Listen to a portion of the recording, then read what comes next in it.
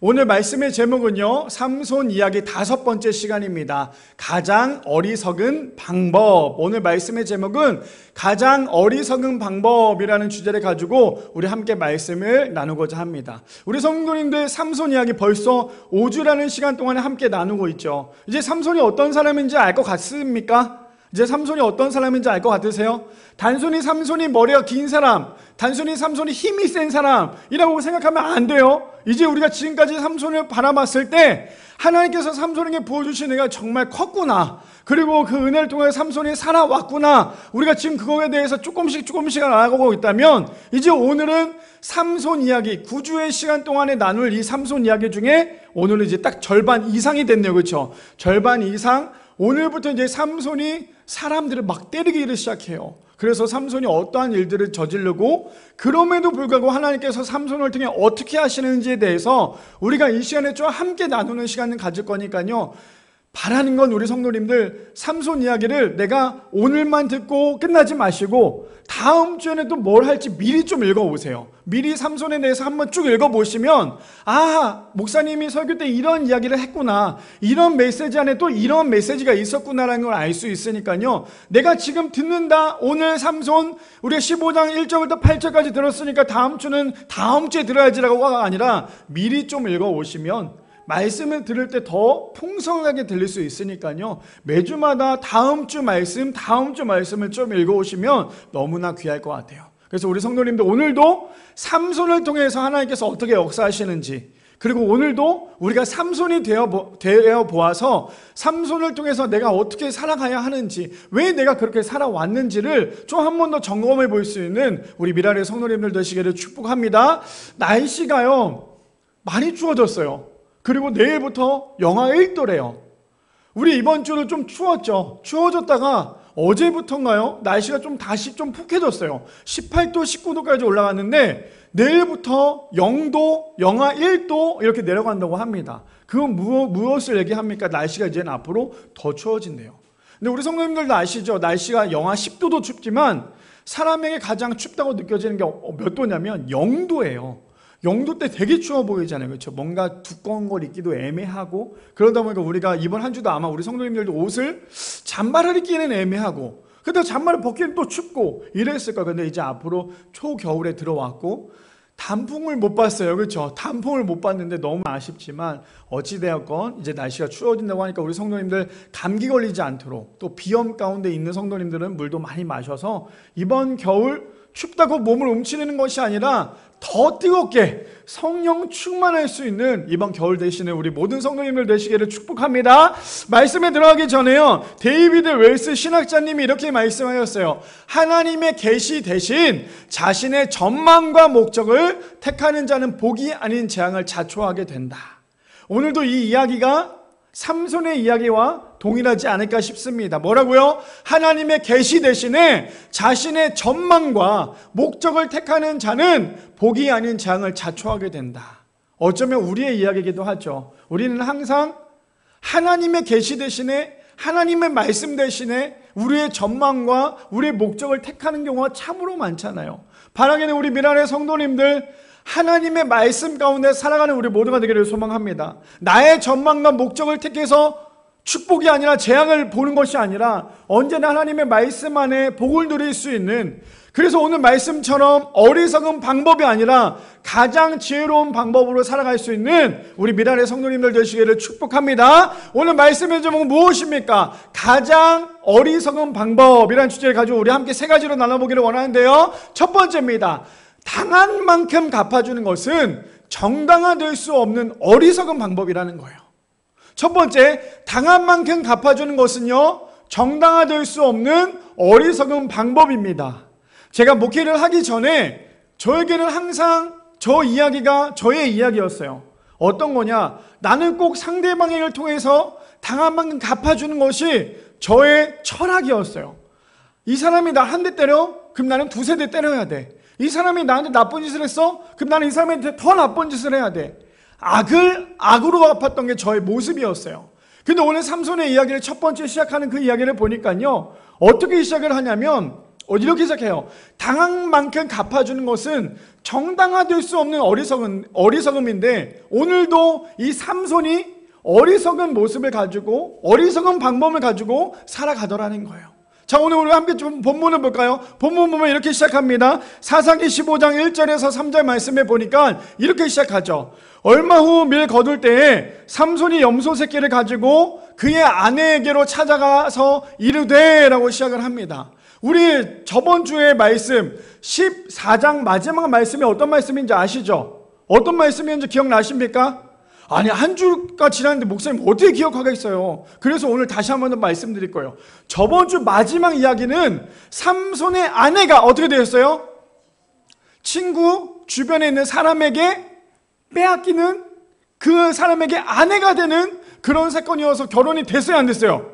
결혼이 되지 않았어요. 와, 우리 성도는 어떻게 이걸 다 기억해요? 자, 그래서 오늘은 이제 그 이후의 사건입니다. 근데 우리가 봐야 될 거 1절에 뭐라고 시작하냐면, 얼마 후 밀 거둘 때에 라고 시작을 해요.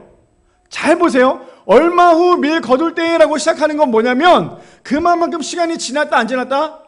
그만큼 시간이 지났다 했어요. 자, 삼손의 아내와 헤어지고 난 다음에 화를 내고 사람을 죽이기까지 했죠. 그리고 난 다음에 다시 돌아왔을 때 삼손이 했던 것은 바로 돌아온 게 아니라요, 시간이 지나고 난 다음에, 얼마 후 시간이 지나고 난 다음에 삼손이 다시금 누구를 찾아옵니까?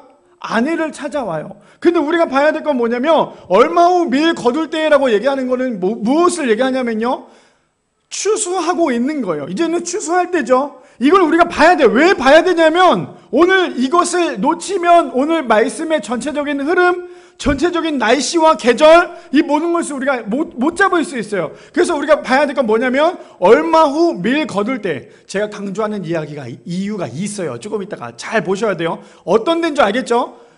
추수감사절처럼 이렇게 밀을 거두고 있는 그때입니다. 자, 봅시다. 밀 거둘 때 삼손이 뭘 데리고 옵니까? 염소 새끼를 가지고 와요. 염소 새끼를 가지고 누구를 방문합니까?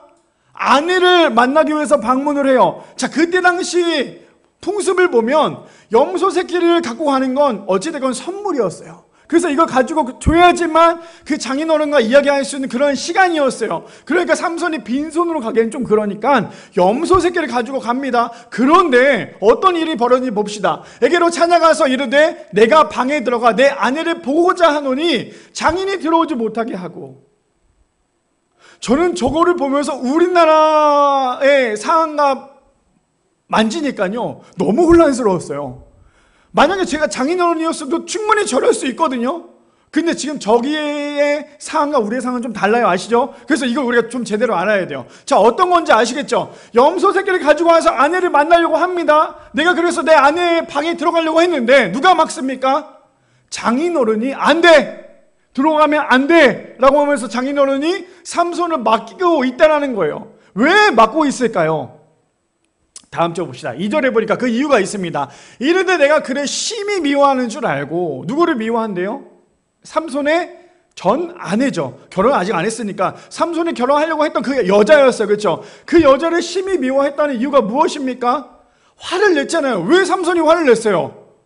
우리가 이거를 절대로 저번 주 거 말씀을 까먹으면 안 되는 게, 왜 삼손이 화를 낸지 알죠? 삼손이 수수께끼를 냈습니다. 근데 수수께끼를 내고 그 답을 누구만 알고 있었어요? 삼손만 알고 있었는데 삼손의 아내가 삼손에게 계속 얘기를 했죠. 답 좀 알려달라고. 그러니까 삼손이 어떻게 돼요? 야, 우리 부모한테도 얘기 안 했어. 근데 내가 지금 너한테 얘기하겠다고. 하지만 삼손의 아내의 그 이야기에 삼손이 답을 알려줍니다. 그 답을 알려주죠. 답을 알려주고 난 다음에 삼손의 아내가 그거 갖고 어떻게 했어요? 자신만 알고 있으면 좋겠는데 자신의 그 사람들에게, 자신의 그 나라 사람들에게 그것을 다 얘기합니다. 그러고 난 다음에 삼손에게 참 어려움이 생기게 되었죠. 그러니까 삼손이 화가 났다는 거에 대해서 이 장인어른은 알고 있었던 거예요. 그러니까 어떤지 이제 알겠죠? 자, 봅시다. 이르되 내가 그를 심히 미워하는 줄 알고 그를 내 친구에게 주어노라. 그의 동생이 그보다 더 아름답지 아니하냐? 청하노니 너는 그를 대신하여 동생을 아내로 맞이하라 하니. 지금 어떤 상황인지 아시겠어요? 장인어른이 지금 이 딸은 네가 싫어하는 줄 알고 내가 다른 사람에게 시집을 보냈어. 그런데 나에게는 또 딸이 있어. 근데 이 딸이 정말 이쁘거든. 그러니까 이 딸이랑 결혼할래? 그럼 삼손의 마음이 어떨 것 같으세요? 그 동생을 받고 그 동생이 너무 이쁘면 마음이 좀 빼앗길 수도 있겠죠. 왜냐면 삼손은 계속 눈으로 계속 봤잖아요. 근데 삼손의 마음은 좋지 않았어요. 나는 분명히 내 아내를 만나러 왔고, 나는 내 아내를 데리러 왔는데 지금 장인어른이 내 아내를 주지 않고 지금 아내 동생이랑 결혼하라고 하니까 삼손의 마음은 굉장히 불편했어요. 너무너무나 화가 나서 너무너무나 분노가 치밀었어요. 나는 지금 내가 내게 사랑하는 아내를 만나고 내가 내 아내를 데리고 가려고 하는데 지금 뭐 하는 짓인가? 지금 그런 생각을 하고 있는 거예요. 근데 장인 어른의 행동은 무엇입니까? 지금 그 내 딸은 결혼했으니까 그 딸의 동생을 내가 너에게 줄게라고 얘기를 했죠. 근데 지금 이 사건이 굉장히 큰 사건이 되었어요. 이 가정에 몰살당하는 지금 이 장인 어른의 그 말 한마디에 야, 너가 미워하는 줄 알고 그 딸은 다른 사람한테 시집 보냈어. 그 딸의 동생도 정말 이쁘니까 이 딸이랑 결혼해. 이 말 한마디에 결국에 그 장인어른도 죽게 되고 그 가정이 불타버리는 그런 일이 벌어집니다. 무슨 말이에요? 세상 사람들은요, 항상 그것을 피하기 위해서, 지금 나에게 있는 문제를 피하기 위해서 더 큰 문제를 만들어내요. 우리 저번에도 말씀드렸지만 거짓말을 잘하는 사람의 특징이 무엇입니까? 처음에 요만하게 거짓말을 시작을 하죠. 거짓말을 하고 거짓말을 하고 거짓말을 하고 거짓말을 하다 보면 나중에 내가 무슨 거짓말을 했는지조차도 몰라요. 그러면 결국에 그 거짓말 때문에 그 사람은 무너질 수밖에 없는 거예요. 지금 여기 나오는 그 장인 어른이 똑같은 거예요. 처음에 지금 거기에 있는 그 문제를 피하기 위해서 이야기했던 그것이 그 문제가 다시 자신에게로 돌아오는 그런 사건을 보게 되더라는 거예요. 자, 그래서 어떤 일이 벌어진지 3절에 볼까요? 이렇게 얘기합니다. 삼손이 그들에게 이르되 이번은 내가 블레셋 사람을 해야 할지라도, 지금 해야 할지라도라고 얘기한 건 삼손의 마음이 어때요? 아, 그래요? 그 딸이 그렇게 이뻐요? 내가 그럼 그 딸이랑 한번 볼까요? 이게 아니라 지금 삼손은 굉장히 분노에 차오르는 거예요. 내가 이 블레셋 사람들, 내가 이 인간들은 내가 아주 그냥 해야 할 거야. 근데 뭐라고 얘기합니까? 그들에게 대하여 내가 허물이 없을 것이니라 하고. 뭐라고 얘기해요? 자신의 이야기에 대해서, 자신의 행동에 대해서 지금 삼손이 하고 있는 건 무엇입니까? 정당화를 하고 있는 거예요. 지금 블레셋 사람들이 나한테 이렇게 했으니까 네가 지금 블레셋 사람들에게 저렇게 할 거야. 그러니까 나는 잘못이 없어. 왜? 저 사람이 먼저 거짓말했고 저 사람이 먼저 잘못했기 때문에 나는 정당방위야. 그래서 지금 정당화하면서 얘기하고 있지 않습니까? 뭐라고요? 이렇게 얘기했잖아요. 내가 블레셋 사람을 해야 할지라도 그들에게 대하여 내게 허물이 없을 것이니라 하고라고 얘기하고 있어요. 첫 번째 주제가 무엇이었습니까? 이거였잖아요. 당한 만큼 갚아주는 것은 정당화될 수 없는 어리석은 방법이라는 거예요.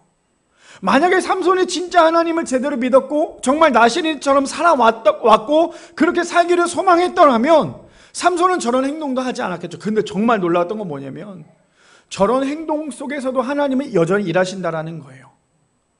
하나님이 처음에 하고자 했던 목적이 무엇이었어요? 삼손을 가지고 블레셋 사람들을 무너뜨리려고 했던 거였어요. 근데 조금 우리가 알고 있는 스토리랑은 조금 다르게 하고 있긴 있지만 삼손의 그 분노를 통하여 하나님의 일은 여전히 진행되고 있다는 거예요.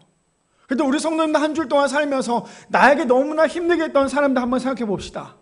그 사람을 통해서 우리가 어떻게 하고 있습니까? 내가 저 사람이 나한테 이렇게 했으니까 내가 당한 만큼 반드시 갚아줄 거야 라고 생각했던 분들 계십니까? 있으시다면 오늘 이 말씀을 통해 좀 회개하는 역사가 일어나길 소망합니다. 어떤 거요? 창세기 50장 20절 말씀에 보니까 이렇게 얘기합니다. 당신들은 나를 해하려 하였으나 하나님은 그것을 선으로 바꾸사 오늘과 같이 많은 백성의 생명을 구원하게 하시려 하셨나니. 어떤 내용인지 아시죠? 어떤 내용입니까? 우리가 너무나 잘 알고 있는 요셉의 이야기예요. 요셉은 지금 형들로부터 끌려가고 종살이를 하고 정말 그렇게 말도 안 되는 일들도 있었지만 요셉은 그 형들을 만났을 때 형들을 통하여서 탓하지 않았어요. 내가 지금 이렇게 된 상황 모든 걸 살펴보니까 형들이 한 게 아니라 하나님께서 지금까지 나를 역사하셨고 지금까지 나를 여기까지 인도하셨습니다 라고 얘기하는 게 요셉의 이야기더라는 거예요. 때로는 내 주변에 나를 너무나 힘들게 하는 사람들이 있어요. 때로는 내 주변에 자꾸만 나를 괴롭히고 나를 무너뜨리려고 하는 사람들이 있어요. 근데 우리 저번 주에 제가 이런 고백을 했죠. 우리 영적인 어른이 됩시다. 삶에서도 어른이 됩시다라고 얘기했죠.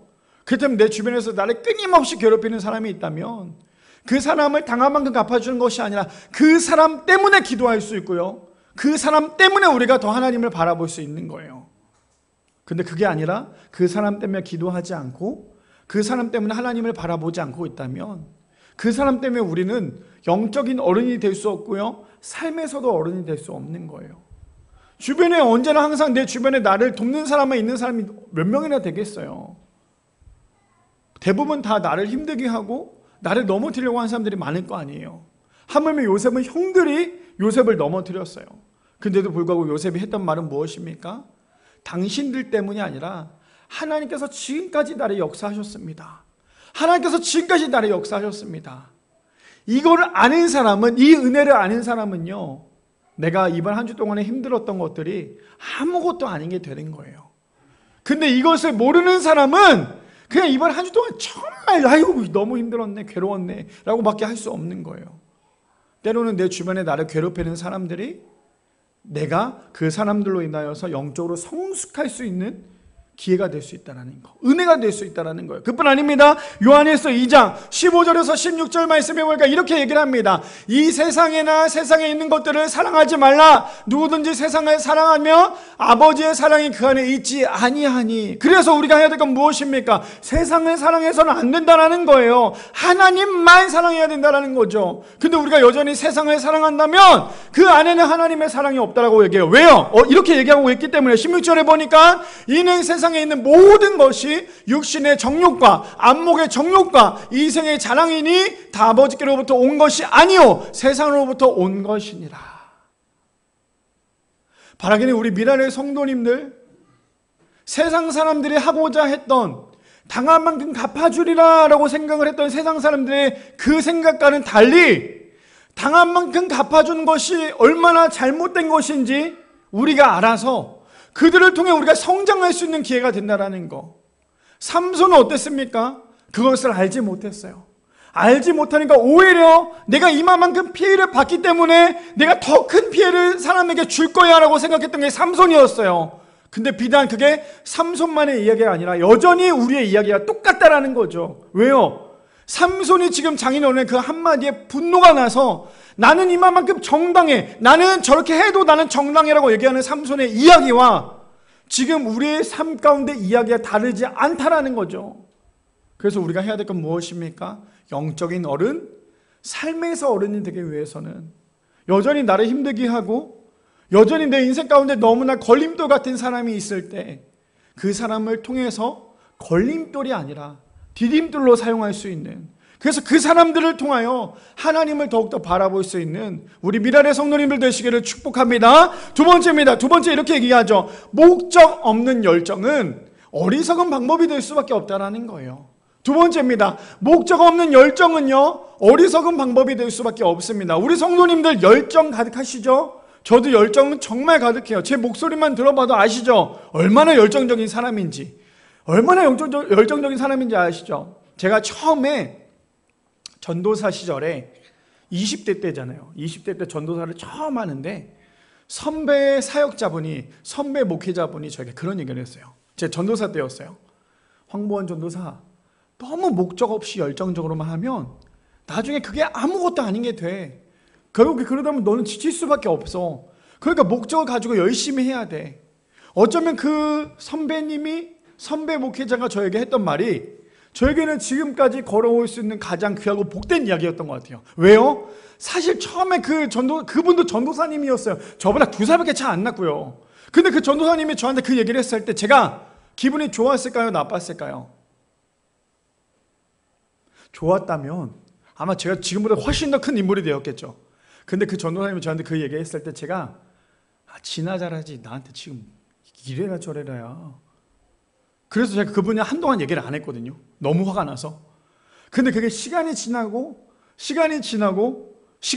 보니까 제가 목사가 되고 교육 목사가 되고 전도사님들이랑 같이 사역을 해보니까 제 입에서 전도사님들한테 하는 말이 있어요. 그게 뭐냐면 제가 이게 꼰대일까봐 말 안 하고 싶었는데 꼰대 같은 말을 하고 있는 거예요. 전도사님들한테 뭐라고 얘기했냐면, 전도사님들, 목적 없는 열정은 무너질 수밖에 없어요. 그러니까 반드시 목적을 가지고 열심히 해야 돼요.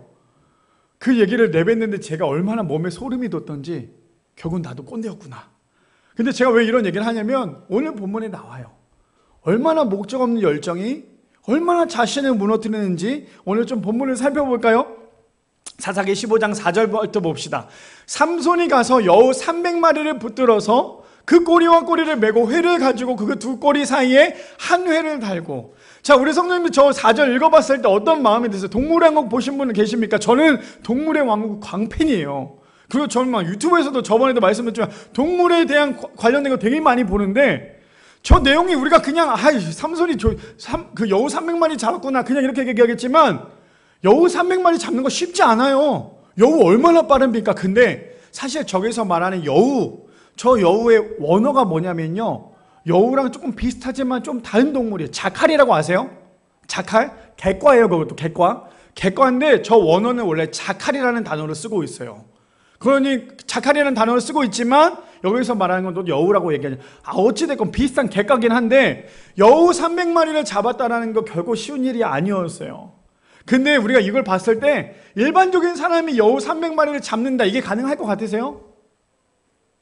여우 300마리가 있는지도 모르겠어요. 그렇죠? 여우 300마리가 있는지도 모르겠는데 지금 본문을 보니까요, 말도 안 되는 이야기를 합니다. 뭐라고요? 여우 300마리를 잡았대요. 어쩌면 성령 충만, 그러니까 성령의 영이 삼손에게 임하니까 여우 300마리쯤은 충분히 잡지 않았을까? 우리가 생각할 때는 여우 300마리를 어떻게 잡아? 개 300마리도 못 잡고 하면 쥐새끼 300마리를 못 잡는데, 우리의 생각은 거기까지겠지만 하나님이 하신다면 여우 300마리가 3,000마리로 잡을 수 있는 게 하나님의 일이라는 거예요. 봅시다. 삼손이 가서 여우 300마리를 붙들어서 그 꼬리와 꼬리를 묶었대요. 꼬리와 꼬리를 묶었으면 여우가 그래요, 제 꼬리를 잡아주세요 라고 하는 여우가 있었을까요? 동물들은 꼬리를 잡는 순간 나를 깨물거나 아마 굉장히 예민하게 반응할 거예요. 근데 여우 꼬리를 잡아서 300마리의 여우를 묶어요. 근데 거기다 회를 꽂습니다. 근데 회를 꽂고 어떻게 했대요? 거기다가 불을 질렀어요. 자, 볼까요? 5절에 보니까 회에 불을 붙이고 그것을 블레셋 사람의 곡식밭으로 몰아들여서 곡식탕과 아직 배지 아니한 곡식과 포도원과 감람나무들을 사른지라. 자, 아까 우리 1절에 어떤 배경인지 아시죠? 그래서 제가 1절을 기억을 잘하라고 했던 이유가 여기서 나와요. 1절이 뭐였어요? 1절에 이렇게 시작하잖아요. 얼마 후 밀 거둘 때였어요. 이제는 추수하려고 준비하고 있는데 지금 삼손의 생각에, 삼손이 또 이런 건 진짜 지혜로운 것 같아요. 삼손의 생각은 블레셋 사람들을 무너뜨릴 수 있는 가장 큰 이유는, 가장 큰 조건은 사람들을 물론 때려서 죽이는 것도 있었겠지만 더 이상 블레셋 사람들의 모든 그런 모든 것들을 완전히 다 싹 몰락시키기 위한 삼손의 머리 지혜이지 않았을까요? 왜요? 지금 그들은 걷어야 되잖아요. 걷어서 1년 동안에 먹어야 되고, 그 걷어서 사람들과 팔고 주고 해야지만 그들이 살아갈 수 있는 그런 삶이 되잖아요. 근데 그것을 삼손이 딱 잘라버려요. 어떻게 자르는지 볼까요? 회를 불에 붙이고, 자, 어떤 건지 한번 상상해 봅시다. 여우 꼬리를 묶었어요. 거기다 회를 박아요. 거기다 불을 붙였어요. 그럼 여우가 가만히 있었을까요? 아우, 따뜻하다. 아우, 엉덩이 따뜻하네. 이런 여우가 한 마리도 없었겠죠. 꼬리에 불을 붙였으면 여우가 어떻게 했을까요? 이게 참 지혜예요. 어떤 지혜인 줄 아세요? 만약에 삼손이 내가 저기 있는 모든 것들 논밭 내가 불 다 태울 거야 라고 생각했다면 쉽지 않았을걸요. 농사 끝나고 난 다음에 농부들이 마지막에 하는 게 뭐냐면 그 논밭을 불로 태우잖아요. 그렇죠? 태워서 땅을 다시 한 번 더 갈잖아요. 근데 지금 그렇게 하려면 참 많은 시간들이 걸리잖아요. 계속 혼자 다니면서 해야 되니까. 근데 삼손은 혼자 하기에는 힘든 걸 아니까 여우 300마리 꼬리에다 불을 붙인 거예요. 그럼 여우들이 어떻게 해요? 뜨거워서 막 뛰어다니겠죠. 뛰어다니면서 어떻게 됩니까? 거기는 논밭에 있는 모든 것들이 다 불타요? 아니면 안 타요? 다 불타잖아요. 야, 삼손이 얼마나 지혜로운지 아시겠죠? 불을 붙였더니 여우가 가서 그 모든 것을 다 태워버려요. 그러니 삼손은 아주 쉽게 아주 쉽게는 아니죠. 사실 여우 300마리 잡았으니까. 근데 300마리를 잡아놨더니 300마리의 여우가 어떻게 합니까? 가서 지네들이 알아서 거기에 모든 것들을 다 태워버리는 그런 모습을 보게 되더라는 거예요. 그것을 블레셋 사람들의 곡식밭에 몰아들여서 곡식당과 아직 배지 아니한 곡식과 포도원과 감람나무를 사른지라. 그럼 블레셋 사람들은 어떻게 됩니까? 완전 망한 거예요. 1년 동안의 농사가 완전 망하게 된 거예요. 근데 그 삼손이 단 한순간 여우 300마리 가지고 불을 저지르고 그 모든 것을 다 태웠어요. 우리가 이것을 봤을 때 삼손의 마음이, 삼손의 행했던 행동을 보면 어떻습니까? 굉장하다. 굉장하다. 근데 그는 사실 목적 없는 열정이었어요. 삼손은 물론 자신이 왜 그랬냐면 자신이 저기서 화가 났기 때문이었어요. 자신이 하나님께서 그를 통하여서 내가 정말 이 사명을 가지고 내가 이 모든 사람들을 더 이상 살지 못하도록 할 거야 라고 했다면 이것은 목적이 있는 열정이에요. 근데 지금 삼손이 했던 목적 없는 열정이라는 이유는 뭐냐면 삼손은 지금 단순히 화가 났고 분노가 치밀어 오른 거예요. 내가 당한 만큼 갚아주고 있는 게 지금 삼손의 모습이었어요. 그런데 그 삼손이 그 당한 만큼 갚아주겠다는 그 모습을 가지고 목적 없이 열정만 가지고 거기 있는 논밭을 다 태워버렸어요. 근데 정말 놀란 건 뭔지 아십니까? 근데 이런 목적 없는 열정임에도 불구하고 하나님은 그 삼손을 통해 블레셋을 무너뜨릴 방법을 하나하나 계획하고 진행하고 계시더라는 거예요. 삼손의 말도 안 되는 목적 없는 열정이 하나님께서 그 안에 목적을 불어 넣으니까요. 블레셋 사람들이 1년치 동안에 열심히 농사했던 그 모든 것들이 다 한순간 무너질 수밖에 없는 그런 일들이 벌어지더라는 거죠. 로마서 12장 19절의 말씀에 왜 이것을 이렇게 연결하냐면 이렇게 얘기합니다. 내 사랑하는 자들아 너희가 친히 원수를 갚지 말고 해요. 삼손의 목적 없는 열정이 뭔지 아십니까? 그는 친히 원수를 갚으려고 했기 때문이에요. 근데 성경에 뭐라고 얘기합니까? 내 사랑하는 자들아 너희가 친히 원수를 갚지 말고 하나님의 진노하심에 맡기라. 기록되었으되 원수 갚는 것이 내게 있으니 내가 갚으리라 주께서 말씀하시니라. 삼손의 목적 없는 열정이 어떤 건지 아시겠어요? 자신이 갚겠다라고 했기 때문에 그는 목적이 없었어요. 근데 그 안에 목적, 하나님의 목적, 블레셋을 무너뜨리려고 하겠다는 그 목적이 들어가니까 삼손의 그 목적 없는 열정이 목적 있는 열정으로 바뀌더라는 거예요. 우리 성도님들 살면서 아까 우리 첫 번째도 얘기했지만 나를 괴롭히는 사람들 얼마나 많습니까? 가장 미련한 것은 나를 괴롭히는 사람에게 내가 똑같이 행동하면 결국 목적 없는 열정이 될 수밖에 없는 거예요. 근데 내가 하는 것이 아니라 하나님께 맡기는 거예요. 하나님, 저 사람이 나를 너무나 힘들게 하는데 내가 어떻게 하면 좋겠습니까?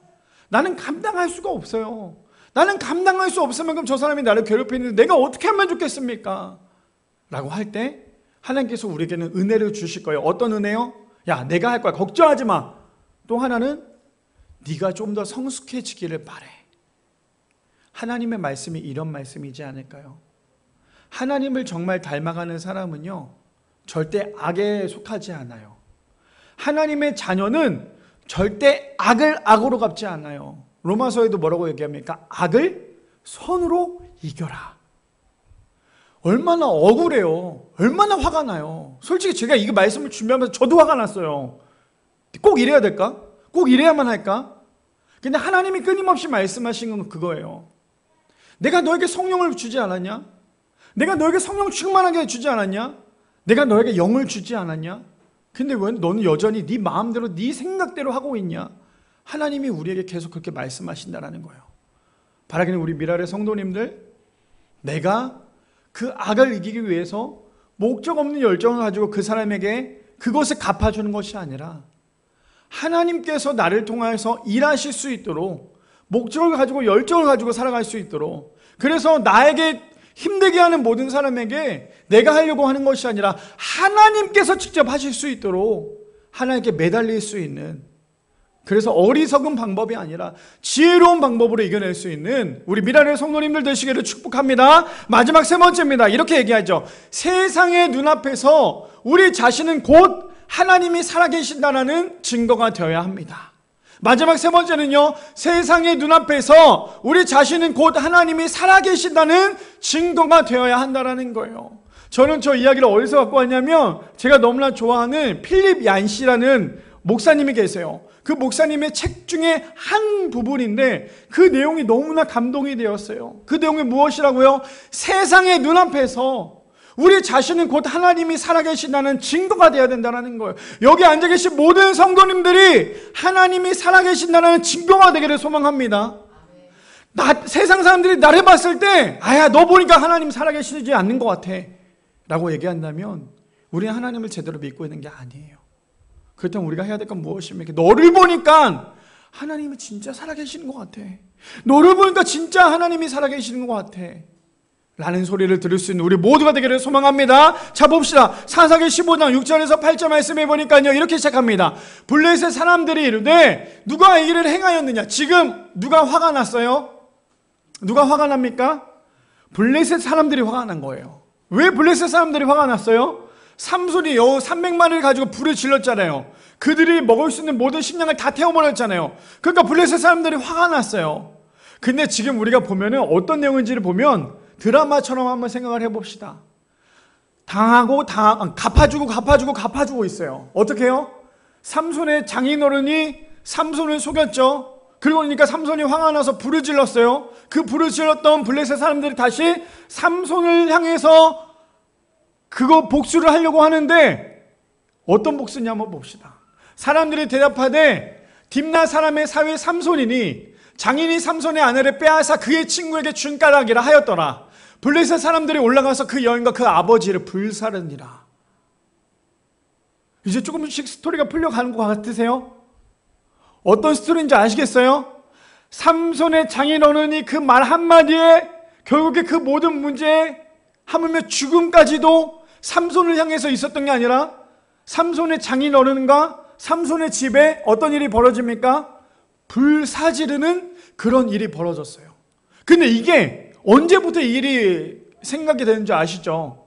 삼손이 결혼을 할 때, 그래서 7일 동안의 잔치를 벌였을 때, 그때 뭐라고 얘기했어? 수수께끼의 답을 알려주지 않으면 내가 너의 집과 너의 아버지의 집을 불태워버릴 거야. 분명히 블레셋 사람들이 얘기했었죠. 얘기했었던 거 기억나십니까? 2주 전에. 그런데 그 이야기가 지금 실화가 돼버렸어요. 어떻게 해요? 불 질렀어? 오케이.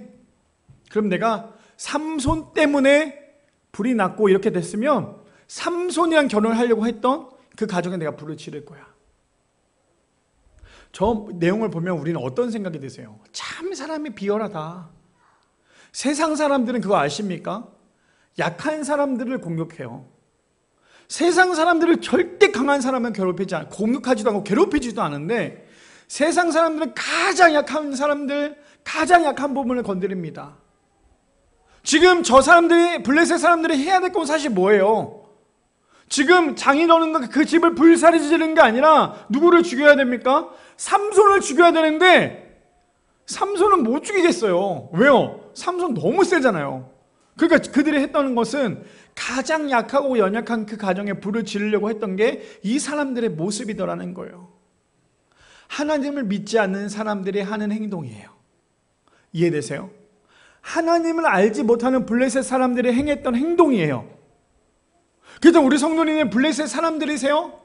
아니면 하나님을 믿는 사람들이세요? 우리는 약한 사람들을 괴롭힙니까? 약한 사람들을 도우십니까? 우리는 힘센 사람을 눈치를 봅니까? 아니면 힘센 사람과 한번 겨뤄봅니까? 우리 한번 좀 생각을 해보자는 거예요. 하나님을 알지 못했던 블레셋 사람들은 가장 약한 사람들을 공격을 했어요. 그렇다면 우리는 어떤 사람들입니까? 가장 약한 사람들을 공격하는 사람이세요? 아니면 가장 센 사람을 공격하는 사람이세요? 근데 우리가 보니까 우리도 마찬가지더라고요. 센 사람은 눈치 보느라 피해가요.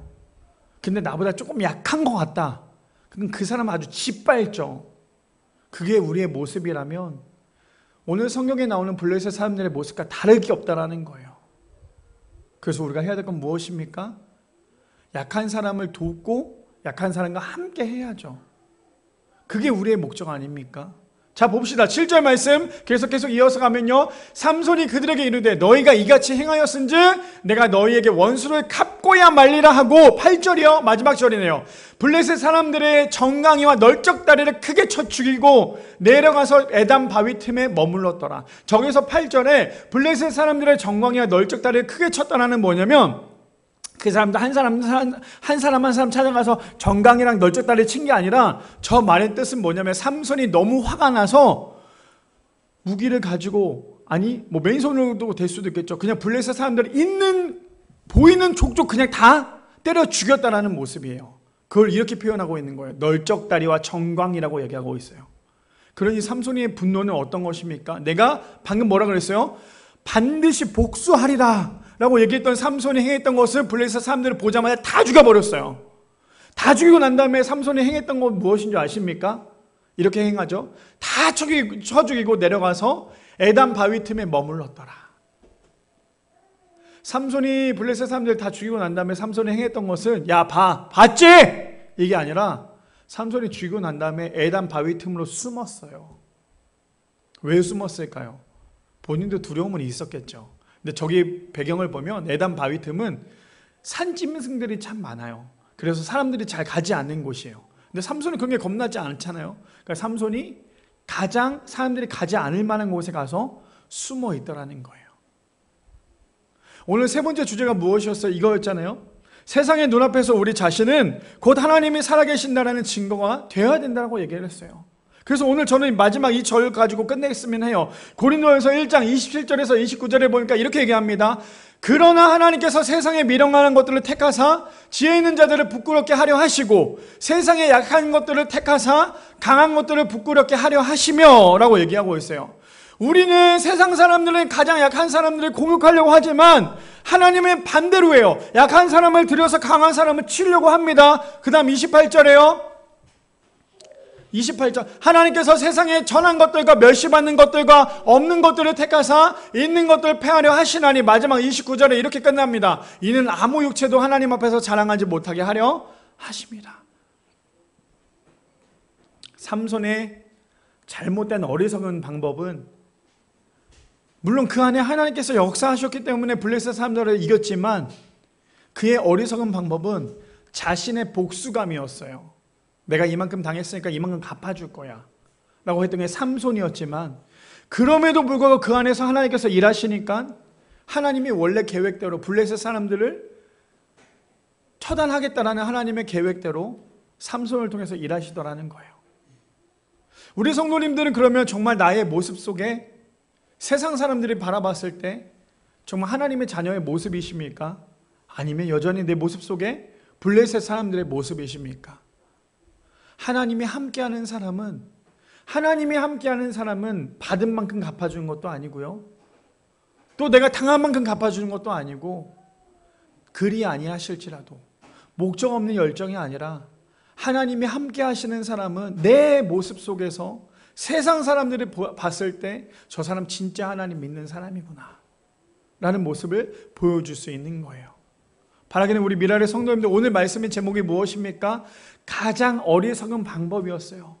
가장 어리석은 방법을 딱 하나로 말하면 이거예요. 하나님 없는 나의 방법. 다시 한 번 더 머릿속에 넣어주시면 좋을 것 같아요. 가장 어리석은 방법이 뭐라고요? 하나님이 없는 나의 방법이라는 거예요.